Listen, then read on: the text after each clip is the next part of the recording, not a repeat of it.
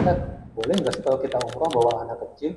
Hukum asal umroh membawa anak kecil atau haji membawa anak kecil, selama ada kemampuan untuk membawa anak kecil, maka anak kecil ini hukumnya sunnah untuk umroh atau haji ketika dia belum balik. Namun kalau dia sudah balik, seandainya orang tuanya sudah membawanya haji, kemudian anak ini balik, masuk usia balik, apakah dia wajib berhaji lagi atau udah gugur kewajibannya? Belum gugur kewajiban dia berhaji. Karena Rasulullah SAW bersabda, ayyuma sabiyin hajja thumma balagha fayajibu an yahujja marratan ukhra. Siapapun anak kecil yang belum balik, dia berhaji, kemudian dia berusia balik, maka wajib dia berhaji lagi yang berikutnya. Walaupun anak kecil ini ketika dia berhaji bersama orang tuanya, dia belum balik, dia juga mendapatkan pahala haji, tetapi kewajibannya tidak gugur. Ada tanda-tanda yang menjadi penentu bahwa anak ini sudah balik, diantaranya dia sudah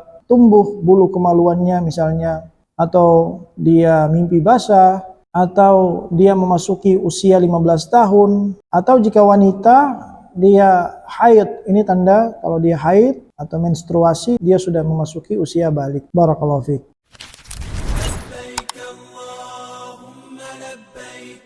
لبيك لا شريك لك لبيك إن الحمد والنعمة